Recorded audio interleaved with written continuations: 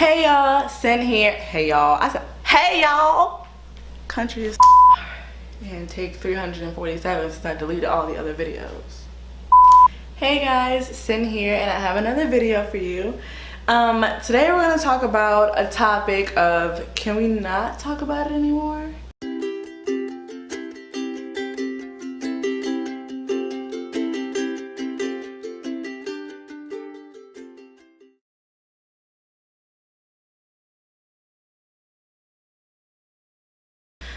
I guess you guys are probably wondering, why are we talking about insecurities? It's just been a really heavy topic that's been talked about a lot on social media lately, honestly, which is why I think that it needs to be talked about for not only our generation, but for the younger generation, and it can help the older generation to teach their kids how to not be insecure, or to help them with their insecurities. I grew up having a lot of insecurities, and some people don't. Some people grow up and they automatically love the way that they look and the way that they talk and the way that they proceed with life, and everything's great. I unfortunately did not grow up to be that person. August 29th of 2016, my friend Taylor passed away, and she always loved herself. She was never insecure about anything. She was always like, this is what I want to do, this is what I want to wear, this is what I'm gonna say, and that's what it's gonna be. And I know a lot of people liked her for that, and a lot of people did not like her for that, but she was always herself, and I know that everybody can agree on that. And that, to me, was always the kind of person that I aspired to be. Like, I always wanted to like feel good about myself and just to be like, well, this is what it is. You like it or you don't.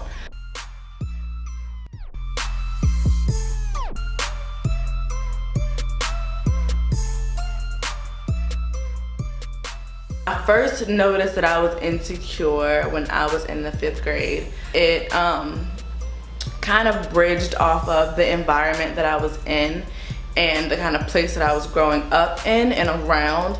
That's when I kind of realized that I was insecure.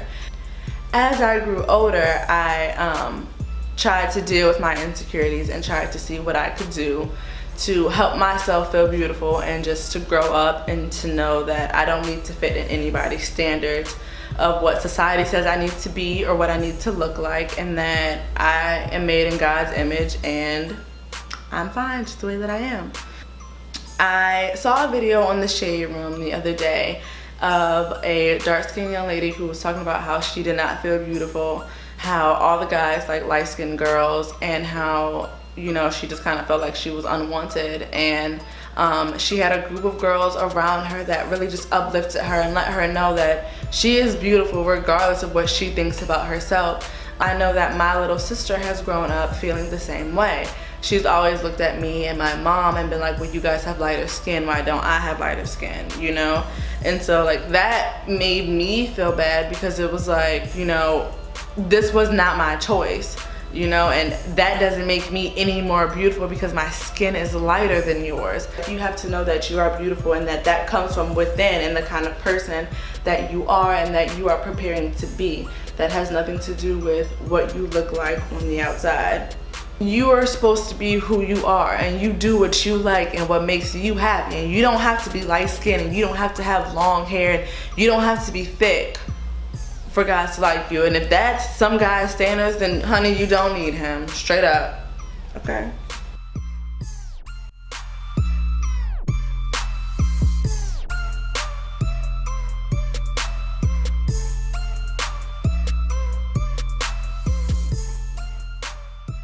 And so I have a ton of stretch marks on my stomach. And for a long time, like, I was like, oh, you know, I can't wear crop tops like everybody else, and I need to hide my stretch marks. No one wants to see that. And, you know, what I decided to do was to get my belly button pierced.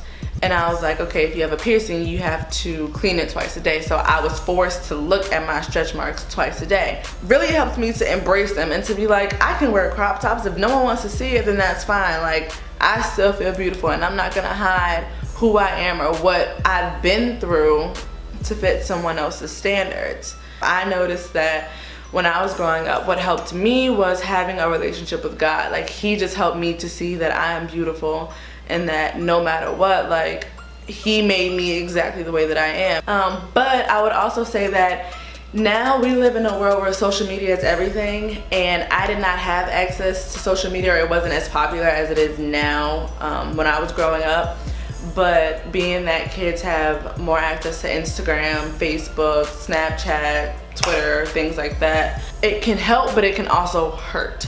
You see that, oh, other girls look like this, so I need to look like that, or I need to wear makeup every day, and I need to be how this person looks because they look beautiful and I'm not.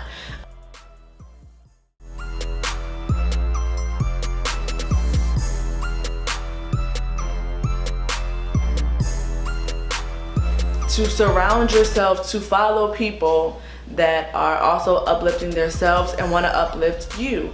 On Instagram, I follow Itty Bitty Raina, and she is always posting positive quotes about other women and about herself, and she talks a lot about how people would tell her she was too skinny, which is also something I dealt with. Following her and just seeing how she's dealt with her insecurities also has helped me, and I try to tell other people about it so that way they can see that she's a positive light, and she's just trying to help someone else not be as insecure about themselves as she was when she was growing up. Also, I watched the show The Real. I love that show. And Tamara was talking about how she was going through a really bad breakup one time, and you know, her cousin Jerome let her mope for like a week, and at the second week he was like, that's enough, you know. And he was just telling her, do you know who you are? Better yet, do you know whose you are? And I was like, whoa. You know, like, you need to know who you are and who God says you are, and you need to know that you belong to Him. If that doesn't help, I don't know what will. You need to know that, and you need to feel that on the inside, and you need to look in the mirror every day and tell yourself, I am beautiful.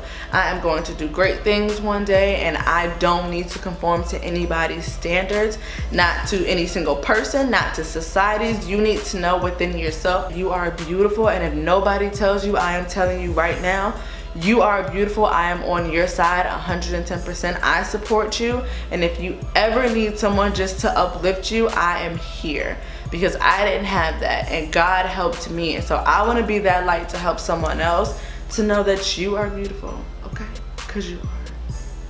But you got to know it, and you got to feel it, and once you know it and you feel it, then that will start to show on the outside. You're entitled to your opinions. You are not too sensitive. You are not enough, and you are never too much. You are always the perfect amount. And any guy, any friendship, any person, any girlfriend who makes you feel like you are not enough, or you are too much, or you are too sensitive, or you're not sensitive enough, must go. I was talking to myself just then. Thank you, Lord.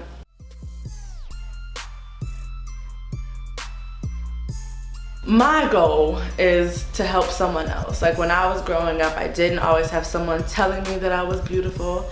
I didn't always have someone encouraging me to look in the mirror and to know that I was beautiful.